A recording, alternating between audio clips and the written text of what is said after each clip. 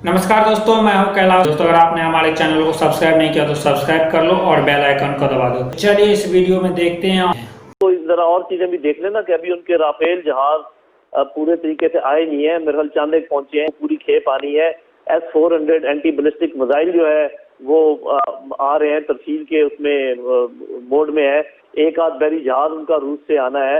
ये इस वक्त जो आपको ट्रायो नजर आता है डिफेंस मिनिस्टर का, उनके चीफ ऑफ डिफेंस स्टाफ का और प्राइम मिनिस्टर का, ये लगता है कि कुछ न कुछ करके ही ठहरे। बात कर रहे थे भारतीय इंतहा पसंदाना सोच, भारतीय जारियत जिसमें मुसलसल इजाफा होता चला जा रहा है, और अक़वाम मुत्तहिदा का गैर मुस्तकिल रुकन बनने के बाद क्या सूरत हाल बनेगी, खित्ते में किस किस्म की तब्दीलियाँ मुतवक्का हैं, पाकिस्तान किस हद तक मुतामिल हो सकता है इस भारतीय जारियत का।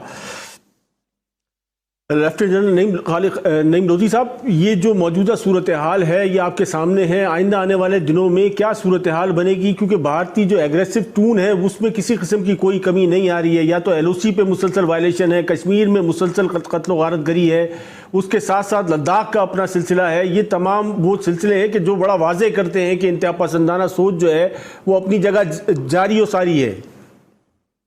बिल्कुल जी। उसके अलावा जो आपको पता है नेपाल के साथ जो हाल ही में उनकी चप्पलिश हुई, तो बुनियादी तौर पे मेरा ख्याल है कि जिसको कहते हैं blunder after blunder, cascade of blunders, वो भारत कर रहा है। और मुझे नहीं पता कि किस जोन में वो ये कर रहा है। मुझे ऐसे लगा कि ये जो चाइनीज के साथ मामला है, ये तो खैर ये सरप्राइज हो गए थोड़ा से। और फिर जो हमें धमकियां दी जा रही हैं, बल्कि उनके जो डिफेंस मिनिस्टर का बयान है कि जी अब तो प्राइम मिनिस्टर ने खुली छुट्टी दे दी है फौज को और एयरफोर्स को कि वो जब चाहें जिस किस्म का ऑपरेशन वो चाहें करें। तो ये सब बड़ी अजीबोगरीब हरकतें हैं और ऐसे लगता है कि जैसे कोई बौखला गया हो। जनरल साहब, लेकिन एक इतनी बड़ी रियासत के लिए इसको ब्लेंडर कहना या बौखला के इस किस्म का एक्ट करना, ये बहुत ज्यादा सादगी से चीजों को लेना नहीं होगा।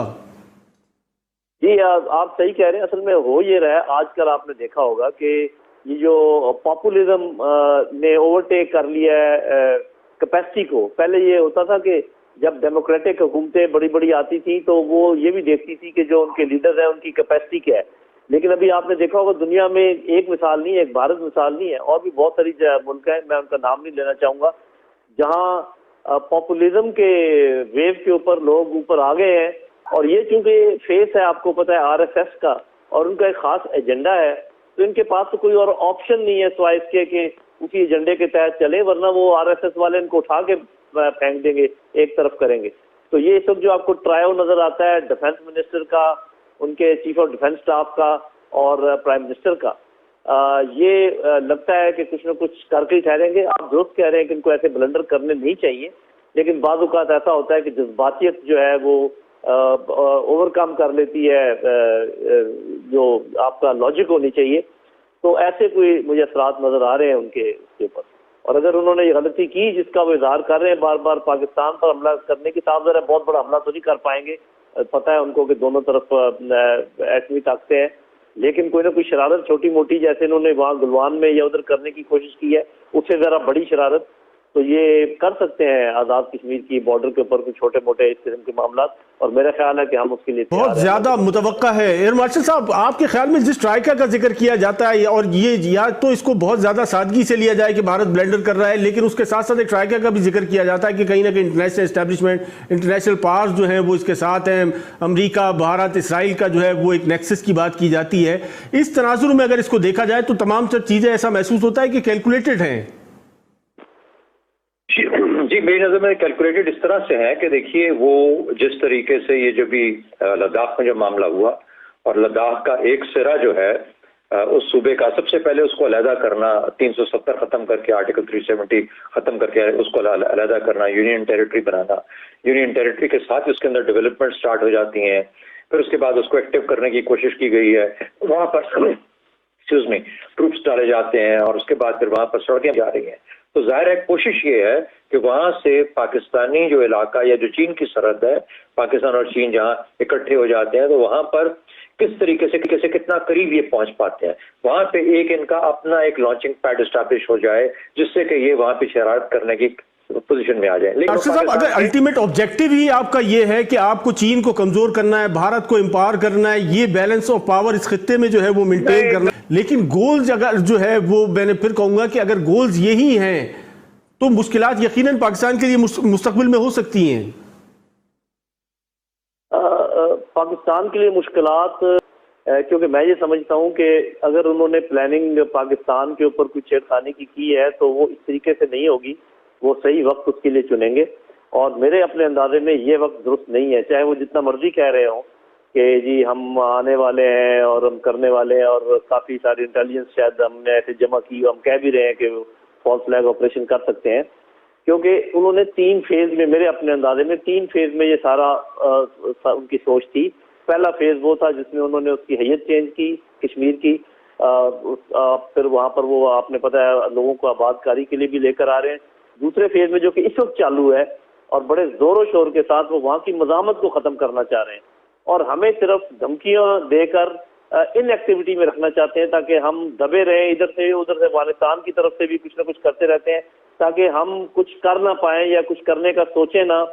जब ये दबा लेंगे, खुदा न खास्ता अगर ऐसा हुआ, जो कि हो सकता है क्योंकि 450-500 नौजवानों को क्या मुश्किल है 9 लाख फौज के लिए, 2 हफ्ते ले लेंगे, महीना 2 महीने ले लेंगे, उसके बाद जब वो कर लेंगे उसके बाद वो आपकी तरफ आएंगे। और जब आएंगे तो वो जैसे मैंने पहले कहा तो बड़ी जंग का इम्कान नहीं है, वो उनको भी पता है, आखिर उनके जर्नैल भी हैं, सारा कुछ समझते हैं, लेकिन वो एक सुबकी पैदा करने की कोशिश करेंगे पाकिस्तानी आर्म फोर्सेज के लिए और मीडिया से उसको मल्टीप्लाई करने की कोशिश करेंगे। साहब, लेकिन आप ये कह रहे हैं कि अभी मौजूदा हालात में जो है ये गैर मुतवक्का है कि भारत इस किस्म का कोई एक्ट करेगा, लेकिन एक इंप्रेशन ये है कि कोविड-19 के आज के मौजूदा हालात में जहाँ दुनिया इंगेज है, पाकिस्तान अपने दाखिली मसाइल में गिरफ्तार है, इस वक्त में जो है वो बहुत बेहतर रहेगा अगर कोई स्ट्राइक होती है।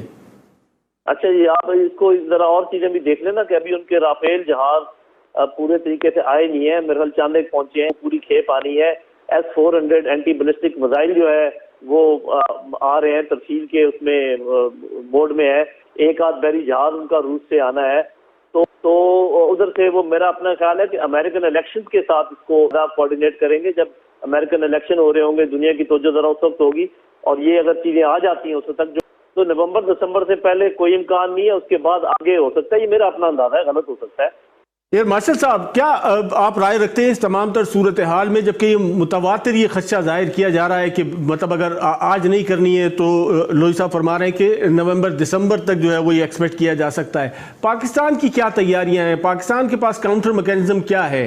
आज तक की जो सूरत हाल है वो आपके सामने है कि मुतअद्दिद स्ट्राइक हो चुकी है, पाकिस्तान लाइटर मूड में उसको काउंटर करता रहा, जिसकी वजह से आज तक हम जंग से दूर हैं।